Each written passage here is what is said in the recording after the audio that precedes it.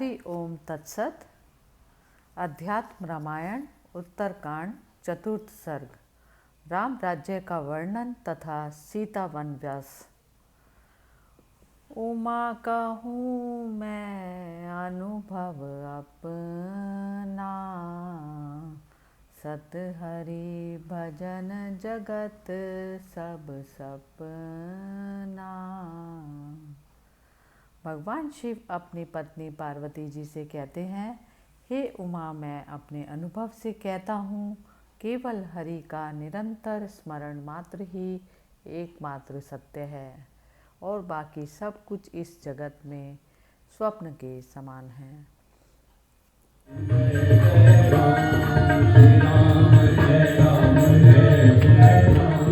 पार्वती जी से बोले, हे पार्वती, लोक अंतरों में घूमते हुए रावण ने एक दिन श्री नारद जी को ब्रह्मलोक से आते हुए देखकर उनसे नमस्कार करके पूछा, भगवान, मैं बलवानों के साथ युद्ध करना चाहता हूँ।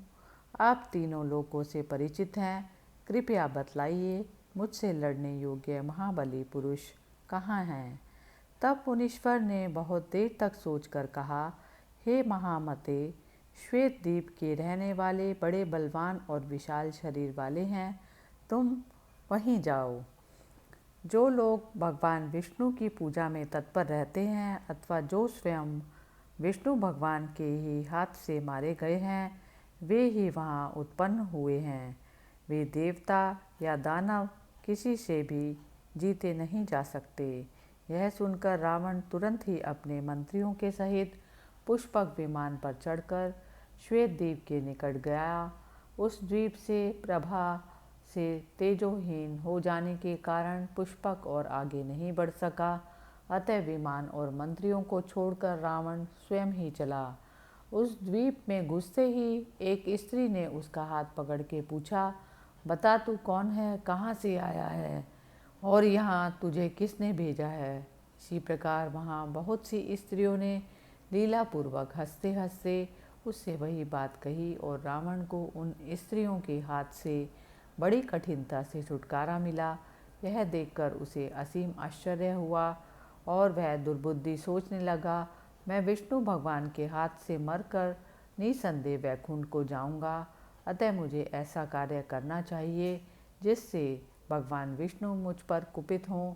ऐसा सोचकर ही उस असुर ने वन में श्री जानकी जी को हर लिया था। हे राम, आपके हाथ से अपना वध कराने की इच्छा से ही रावण ने आपको परमात्मा जानते हुए भी श्री सीता जी को चुरा लिया और उनका माता के समान पालन किया। हे राम, आप परमेश्वर हैं। आप त्रिकालदर्शी एवं विकल्प से रहित हो कर अपनी ज्ञान दृष्टि से भूत भविष्य वर्तमान ये सब कुछ जानते हैं। हे स्वामिन, आप अपने भक्तों को मार्ग दिखाने के लिए ये सारी लीला रचते हैं तथा आप संपूर्ण लोकों से पूजित होकर भी मनुष्य रूप से हम जैसे मुनियों के वचन सुनते हुए दिखलाई पड़ रहे हैं। इस प्रकार श्री रघुनाथ जी की स्तुति कर और उनमें सत्कार पा श्री अगस्त्य जी अन्य मुनीश्वरों के साथ प्रसन्नचित्त से अपने आश्रम को चले गए। लक्ष्मीपति भगवान राम सीता जी भाइयों तथा मंत्रियों के सहित संसारी पुरुषों के समान रमण आचरण करते हुए घर में रहने लगे। उन्होंने असंग होते हुए भी अपनी प्रिया के साथ नाना प्रकार के भोगों को भोगा। वे सदा ही हनुमान आदि श्रेष्ठ वानरों से घिरे रहते थे। एक बार पहले ही के समान भगवान राम के पास पुष्पक विमान आया और बोला, भगवान, मुझे कुबेर जी ने अपने यहाँ से फिर आप ही की सेवा में भेजा है। वे कहते हैं कि पहले तुझे रावण ने जीता था और फिर उससे श्री रामचंद्र जी ने जीता है। अतः जब तक वे पृथ्वी तल पर रहें तब तक तू उन्हीं को धारण कर। जिस समय रघुनाथ जी वैकुंठ को चले जाएं, उस समय तू मेरे पास आ जाना। यह सुनकर श्री रघुनाथ जी ने सूर्य के समान दैदीप्यमान पुष्पक से कहा, तेरा कल्याण हो। जिस समय मैं तेरा स्मरण करूं, उसी समय तू मेरे पास आ जाना। अब तू जा और मेरी आज्ञा से गुप्त रूप से सर्वत्र रह। पुष्पक को इस प्रकार आज्ञा दे। श्री रामचंद्र जी ने अपने भाइयों और मंत्रियों के साथ मिलकर पूर्ववासियों के संपूर्ण कार्य यथोयोग्य रीति से करने लगे। त्रिलोकीनाथ लक्ष्मीपति भगवान राम के शासनकाल में पृथ्वी धन धान्य से पूर्ण और वृक्ष फल आदि से संपन्न थे। श्री रघुनाथ जी के राज्य में समस्त पुरुष धर्मपरायण थे। स्त्रियां पति सेवा में तत्पर रहती थी और किसी को भी अपने पुत्र का मरण नहीं देखना पड़ता था। भगवान राम सीता जी भाइयों और वानरों के साथ विमान पर चढ़कर पृथ्वी पर घुमा करते थे। उन्होंने संसार में बहुत सी अमानवीय लीलाएं की। एक बार एक ब्राह्मण पुत्र को बाल्यावस्था में ही असमय मरा देख उस ब्राह्मण को बहुत शोक करते जान रघुश्रेष्ठ परमात्मा महामति राम ने वन में तपस्या करते हुए शूद्र को उसका कारण मानकर मारा और उस बालक को जीवित किया तथा शूद्र को अति उत्तम स्वर्ग लोक दिया। उन्होंने लोगों को उपदेश करने के लिए जगह जगह करोड़ों शिवलिंग स्थापित किए और सीता जी का सब प्रकार के अलौकिक भोगों से अनुरंजन किया। इस प्रकार परम धार्मिक भगवान राम धर्मपूर्वक राज्य शासन करते रहे और उन्होंने संपूर्ण लोगों के पाप दूर करने वाली अपनी पवित्र कीर्ति कथा संसार में स्थापित की। तीनों लोग जिनके चरण कमलों की वंदना करते हैं उन माया मानव शरीरधारी श्री रामचंद्र जी ने विधि पूर्वक 10,000 वर्ष तक राज्य किया। राजऋषि भगवान राम एक पत्नी व्रत का पालन करने वाले थे। वे पवित्र चरित्र राम जी लोगों को शिक्षा देते हुए गृहस्थाश्रम के समस्त धर्मों का पालन करते रहे। साध्वी सीता जी भी उनके हृदय का रुख परखने वाली थी। उन्होंने अपने प्रेम, आज्ञा पालन, नम्रता, इंद्रिय संयम, लज्जा और भीरुता आदि गुणों से पति का मन हर लिया था। एक दिन श्री रघुनाथ जी अपने क्रीड़ावन के संपूर्ण भोगों से संपन्न भवन में एकांत में सुखपूर्वक बैठे थे। उनके शरीर की आभा नीलमणि के समान थी। वे दिव्य भूषणों से भूषित थे। उनका मुख प्रसन्न और भाव गंभीर था तथा वे विद्युत पुंज के समान दैदीप्यमान पीताम्बर धारण किए थे। उस समय सर्व अलंकार सुसज्जिता कमल दल लोचना श्री सीता जी ने अपने कर कमलों से श्री रघुनाथ जी की चरण सेवा करते हुए उनसे कहा, हे देवादिदेव, हे जगन्नाथ, हे सनातन परमात्मन, हे चिदानंद स्वरूप, हे आदि मध्य और अंत से रहित सबके कारण, हे देव देवताओं ने आकर मुझसे एकांत में बहुत कुछ प्रार्थना करते हुए आपके वैकुंठ पधारने के विषय में कहा है। वे कहते हैं कि तुझ चित्त शक्ति से युक्त होकर ही राम हमको सबको अपने सनातन स्थान वैकुंठ की छोड़कर पृथ्वी तल में ठहरे हुए हैं।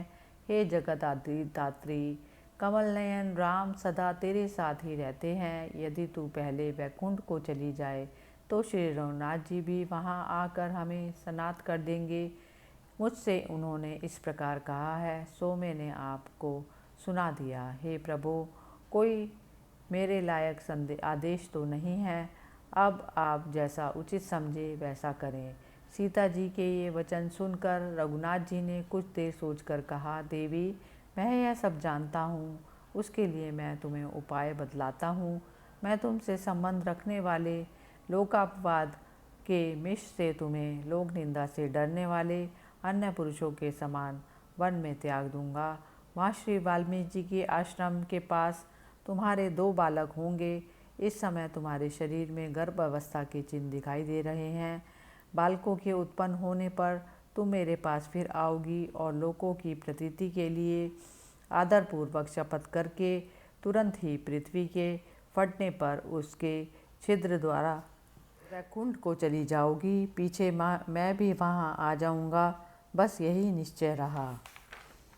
एकमात्र ज्ञान स्वरूप भगवान राम ने श्री सीता जी से ऐसा कह उन्हें अंतःपुर को भेज दिया और स्वयं नीति शास्त्र के जानने वाले मंत्रियों तथा मुख्य मुख्य सेनापतियों से घिरकर वहाँ विराजमान हुए।